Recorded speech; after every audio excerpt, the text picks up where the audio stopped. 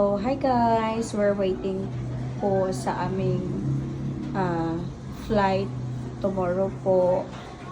Terminal 1 NAIA, Manila to Atlanta, Georgia, USA. Kasama po ang aming sweet doggy, Sisi. Ayan po. So, ang ginawa po naming preparation, medyo mahaba-haba po kasi nagpa-titer test po kami yung doon po sa Kings Road last November pa po. Tapos na-receive po namin yung kanyang result last December na din po katapusan. Tapos madami pong pinagdaan ng proseso ng pagkuha ng mga permit, tapos pag-reserve po ng slot, ano po. So, finally, ayun po, waiting na po kami. Mamaya, hopefully, ang na-prepare po namin ay una po yung rabies vaccine certification and microchip po. Tapos, meron po kaming titer tests. Tapos, yung original na vaccine card. So, dapat po, kumpleto po ng vaccine, yung inyong mga doggy.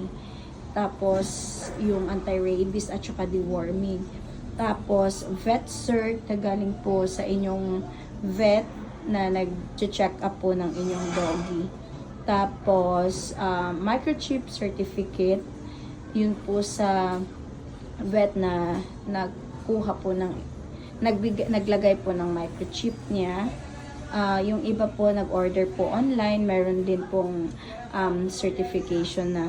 Tapos yung ACF confirmation or reservation, yun po magbibigay po sila ang Dundee Kennel sa Atlanta po.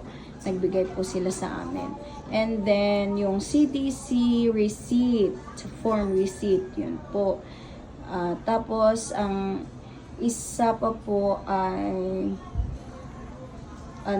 CDC at saka yung yun na po, yung ACF, yun po. So, bali, yun po yung mga kailangan natin i-prepare para po maibiyahe po natin yung ating mga doggy. So, here po kami.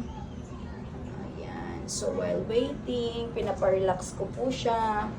Tapos, pinadiet po namin siya ng mga ilang weeks po. Cut po yung kanyang pagkain para hindi po siya tumaba. So, prepared po. Maya-maya, maliligo na po siya. Para mabango po siya dun sa plane. Kasi nakakahiya po sa ibang pasahero. Ano po. Ayan. So, actually, galing pa po kaming Laguna. Nag-grab po kami kaninang maaga po kami umalis.